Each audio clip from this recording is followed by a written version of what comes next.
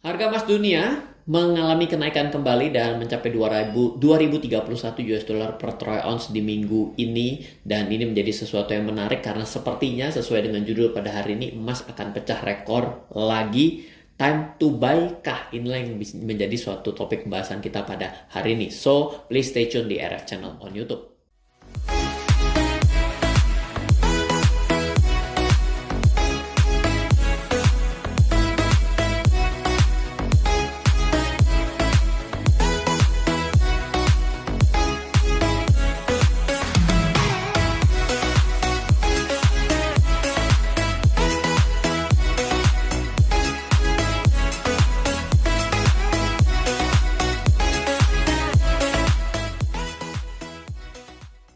Halo semuanya, back with Ryan Filbert di RF Channel on YouTube dan juga bersama Forex EMF. Setiap hari Senin kita membahas mengenai tema perdagangan, trading internasional, mulai dari mata uang, lalu juga komoditi, lalu juga indeks bersama saya dan juga Forex EMF, di mana Forex EMF adalah salah satu piala berjangka terdaftar dan diawasi Bapepti di Indonesia. Jadi kalau Anda belum memiliki akun untuk memulai trading Forex, saya sarankan Anda bisa membuka sekarang juga di Forex EMF, karena Forex EMF tidak hanya piala berjangka biasa menurut saya, karena care terhadap kita semua yang menjadi seorang trader untuk bisa menjadi tambah mudah dengan dimudahkan beberapa indikator-indikator maupun beberapa sinyal-sinyal yang saya coba memiliki akurasi cukup baik untuk bisa menjadi alat bantu bagi kita. Nah, tema yang saya pilih pada hari ini adalah emas pecah rekor lagi. Kenapa saya sebutkan lagi? Karena sebelum daripada hari ini kita bisa melihat harga emas dunia itu perjalanannya cukup dramatis ya, boleh dibilang ya. Di sini tepatnya adalah pada bulan 2020, bulan Juli itu mengalami kenaikan sampai dengan di 2072 US dollar per troy ounce, dan pada tahun 2022 sempat mencapai level 2070, hampir 2070 2060 pada bulan Maret 2022, dan berselang 1 tahun kemudian, yaitu di bulan April, satu tahun lebih 1 bulan, yaitu di bulan April 2023 mulai mengalami kenaikan sampai dengan 2030. Namun ada tema yang agak sedikit berbeda dari kenaikan kali ini dibandingkan 2 kenaikan sebelumnya, dan ini menjadi suatu topik pembahasan yang sangat menarik, menjadi suatu trigger. Kenapa? Karena kita pernah membahas hal ini di akhir tahun 2022 dengan tulisannya adalah apa emas bisa ke 1,6 juta per gram. Nah, ini saya membuat video tersebut, sudah ada analisanya, dan analisa tersebut sebenarnya masih sinkron dengan apa yang kita bicarakan pada hari ini ya, tentunya tidak jauh dari inflasi yang terjadi di dunia seperti itu. Nah, banyak yang masih belum bisa menghitung karena tidak sadar ya bahwa kalau harga di Indonesia kita bicara mengenai gramasi. Makanya di video ini kita tulis adalah 1,6 juta per gram. Namun ketika kita berbicara mengenai gramasi di dunia, kita tidak menemukan bahwa harga emas dunia dinyatakan dalam per gram. Karena kalau kita misalnya buka akun untuk trading forex, Anda mungkin sedang mencoba untuk demo account atau virtual trading di Forex IMF, Anda mendapati XAU USD, yaitu adalah aurum atau emas internasional, perdagangan emas dunia dinyatakan sebagai XAU USD, itu harganya adalah kayak tadi tuh, yaitu apa? Yaitu dengan ribuan US dollar. Kok ribuan US dollar? Angkanya kok nggak cocok ya? Kenapa? Karena kalau kita bikin ya, misalnya ini 2000 harga emas dunia ya. Lalu kalau kita kalikan dengan harga kurs rupiah terhadap US dollar, let's say adalah 15.000, maka nilai emas dunia 30 juta. Loh, harga per gram kita kok cuma 1 juta ya? Kenapa seperti itu? Karena harga emas dunia itu sebenarnya adalah digunakan persatuan adalah troy ounce, bukan gram. Di mana 1 troy ounce adalah 31,1 something gram. Jadi 2000-nya ini kalikan dulu dengan 15.000 kalau kursnya adalah 15.000 loh. Kenapa? Karena ketika saya kemarin kebetulan baru pulang dari money changer, saya mendapati harga kursnya adalah 15.100. Seperti itu.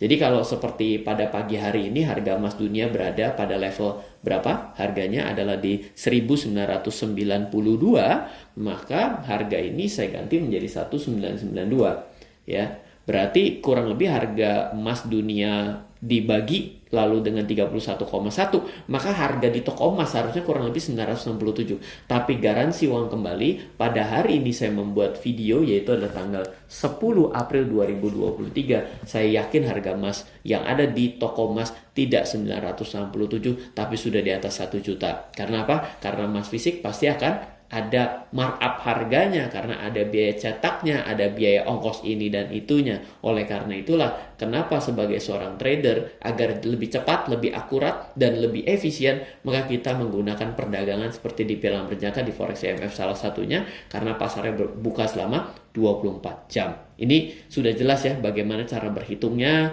Kalau 2100 nanti harga kira-kira di mana, kalau 2200 US dollar per troy harga di mana, kalau harga turun ke 1900 harga berapa, 1800 harga berapa.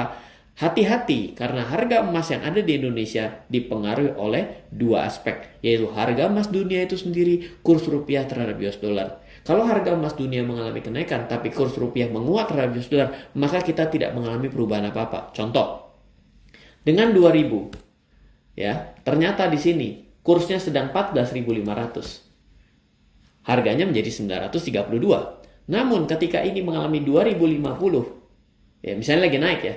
Ya, di sini ternyata 14.500. Ya, tetap aja dia akan mengalami penurunan. Tapi kalau ternyata di 2050 di sini naik jadi 16.000, naiknya jadi sangat signifikan loh.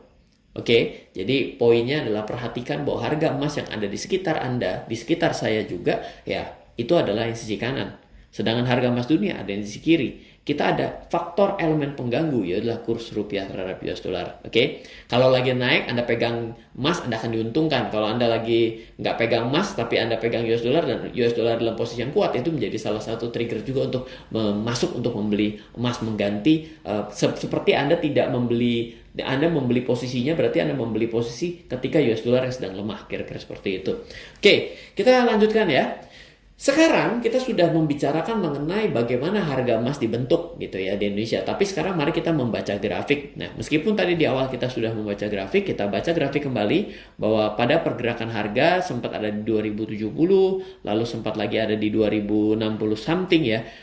Upper shadow tetap kita perhitungkan karena pada saat itu tetap harga emas dunia pernah ngehit sampai ke nilai tersebut. Dan ini adalah kondisi pada bulan Maret. Nah, yang lucu adalah sempat turun terus-menerus. Ini lumayan frustasi ya. Pada saat ini banyak orang berpikir harga emas akan terus turun gitu, tapi tidak seperti itu dan kembali bounce back, dan di sini bounce backnya juga berbentuk V shape ya, bentuknya V ya. Jadi waktu turun dengan waktu naik ini cenderung lebih cepat waktu naik loh. Kenapa? Turunnya 1 2 3 4 5 6, naiknya 1 2 3, udah nyampe ke nilai sebelumnya. Ini bermakna berbeda. Kenapa? Biasanya adalah turunnya cepat, baliknya lama. Tapi yang kali ini adalah turunnya cepat, baliknya lebih cepat. Berarti ini ada sesuatu kekuatan yang jauh lebih tinggi untuk lebih mengalami kenaikan selanjutnya. Karena bensinnya masih kuat, ibarat seperti itu. Ya, jadi poin yang terakhir ini menjadi sangat krusial kalau menurut saya pribadi loh ya. Oke. Forex IMF memberikan promo selama bulan April 2023. Dapatkan kartu e-money senilai Rp100.000, buka akun di Forex IMF sekarang juga. Tidak ada syarat minimum deposit, langsung dapat, terbatas hanya 20 orang pertama mendapatkan e-money edisi lebaran khusus. Promo berlaku hanya dengan daftar dengan link khusus pada deskripsi. Pertanyaan selanjutnya, bagaimana kita meyakini emas dalam jangka panjang akan naik? Nah, sebenarnya ada beberapa kata kunci, namun kata kuncinya berakhir dengan inflasi. Inflasinya ada dua, yaitu adalah inflasi US dollar, inflasi US dan juga inflasi dunia.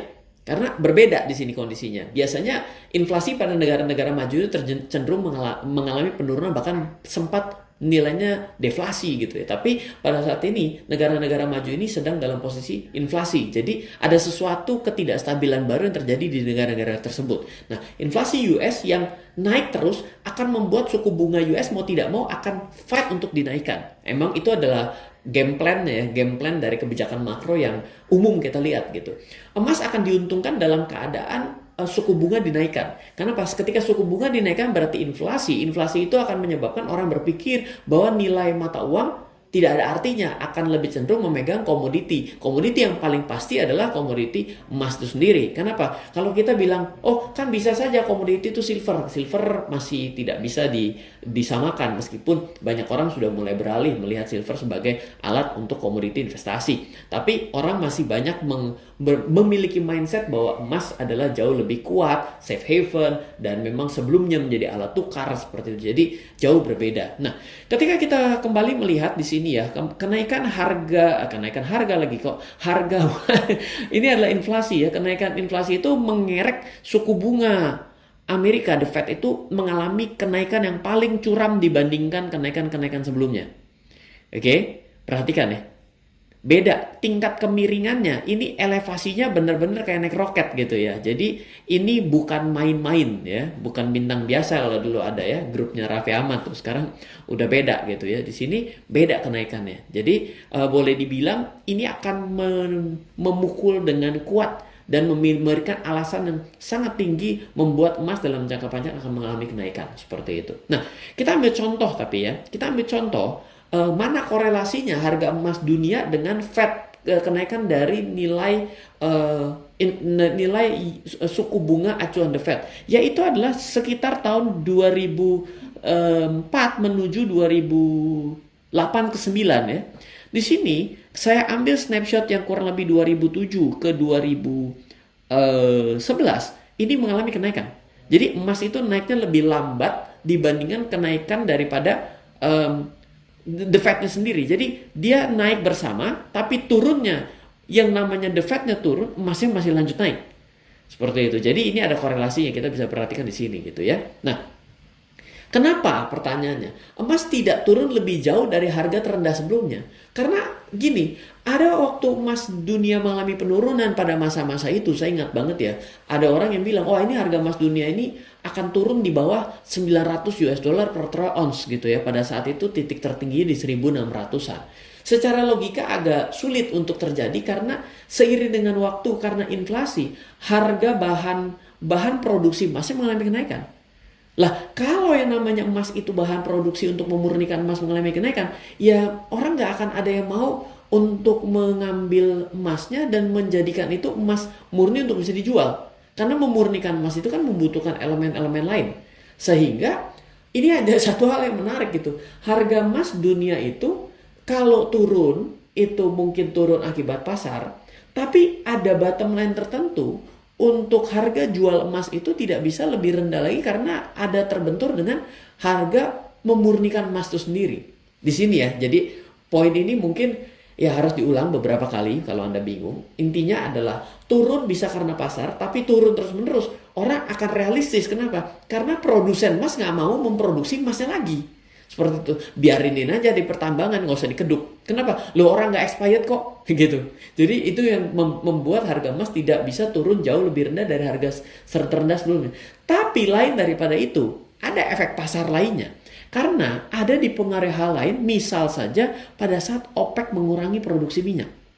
Dan pada saat saya membuat video ini, harga minyak makin panas setelah OPEC pangkas produksi. Kan kalau produksi berkurang, jumlah kebutuhan itu stabil, maka kan terjadi teori kelangkaan, maka oilnya naik. Nah, masalahnya adalah minyak adalah transportasi, energi mayoritas, harga naik, inflasi akan naik, maka emas akan naik juga.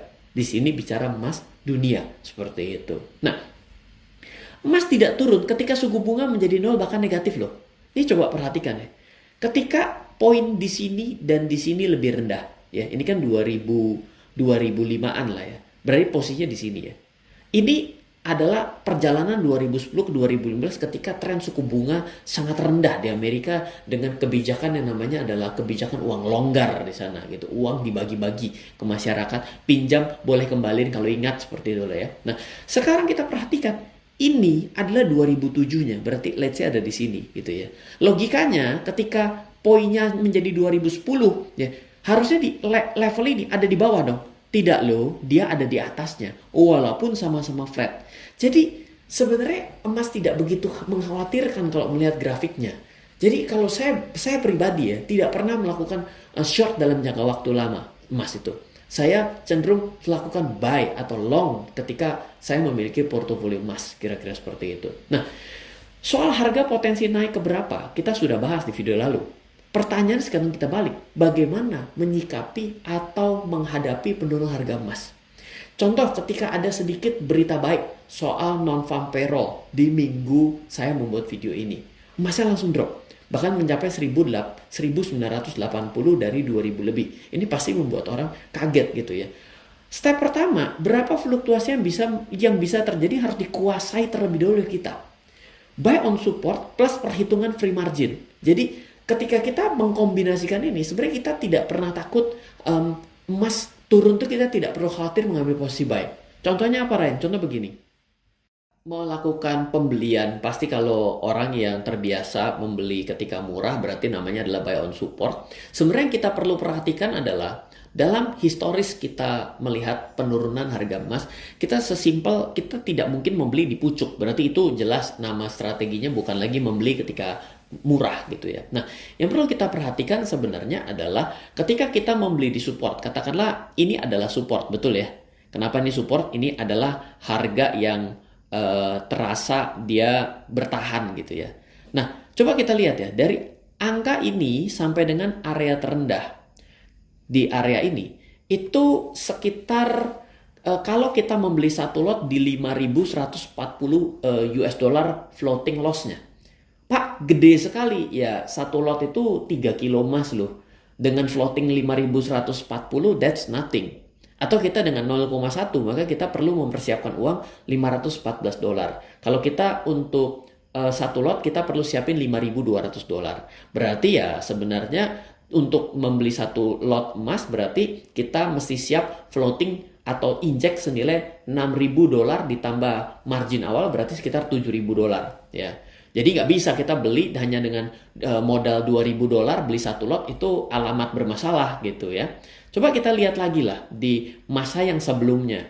Kan kita sepakat bahwa membeli dalam keadaan support adalah sebuah cara yang benar gitu ya. Kalau kita mengambil sikap dari yang namanya penurunan harga emas. Kan tadi kalau kenaikan kita sudah tidak perlu khawatir. Kalau penurunan bagaimana gitu ya. Coba kita ambil dari penurunan pertama ya. Misalnya di area ini kan penurunan pertama mungkin kita akan anggap ini adalah buy on supportnya. Dan ternyata mengalami penurunan sampai level ini. Ini lumayan, yaitu 7.741. Artinya 7.741 kalau satu lot kita akan floating loss hampir 8.000 US dollar. Ya, tapi coba perhatikan juga bahwa untuk naiknya sampai dengan level tertinggi sebelumnya itu 11.320 loh. Untuk resiko 8.000 dan kita mendapatkan potensi profit 11.000, sebenarnya nggak suatu trading strategi yang salah seperti itu. Jadi kita penting untuk bisa mengukur secara historis berapa. Dalam dua historis ini kita bisa temukan nilai penurunan itu satu lot kita harus punya ketahanan 8.000 US dollar. Nah, kalau 0,1 berarti ya tinggal dibagi 10, 800 US dollar seperti itu. Jadi dengan kita melakukan strategi seperti ini, kita membeli secara berkala, kita membeli dengan perencanaan margin yang perlu kita persiapkan. Sebenarnya melakukan trading pada emas bukan suatu hal yang sulit. Seperti itu. Jadi semoga pada video kali ini memberikan gambaran buat kita bahwa emas adalah sesuatu instrumen ataupun komoditi yang menarik dan kita bisa menyikapi atas kenaikan yang terjadi saat ini dan potensi untuk naik ke pecah rekor selanjutnya sangat besar kemungkinan terjadi. Semoga kita bisa mengambil keputusan yang lebih baik dalam perencanaan investasi dan trading kita ke depan. Semoga selalu bermanfaat. Dari saya Ryan Filbert bersama Forex IMF setiap hari Senin dan setiap hari Selasa memberikan edukasi terkait dengan perdagangan internasional, khususnya untuk Forex Commodity Index Derivatif. Anda bisa membuka akun di Forex IMF sekarang juga dengan mengunjungi foreximf.com. Gunakan link deskripsi untuk mendapatkan promo selama bulan April 2023, yaitu adalah voucher e-money senilai 100.000 untuk 20 orang pertama dan tanpa minimum deposit. Semoga selalu bermanfaat. Dari saya Ryan Filbert, salam investasi untuk Indonesia. Forex IMF memberikan promo selama bulan April 2023. Dapatkan kartu e-money senilai Rp100.000. Buka akun di Forex IMF sekarang juga. Tidak ada syarat minimum deposit, langsung dapat terbatas hanya 20 orang pertama mendapatkan e-money edisi lebaran khusus. Promo berlaku hanya dengan daftar dengan link khusus pada deskripsi.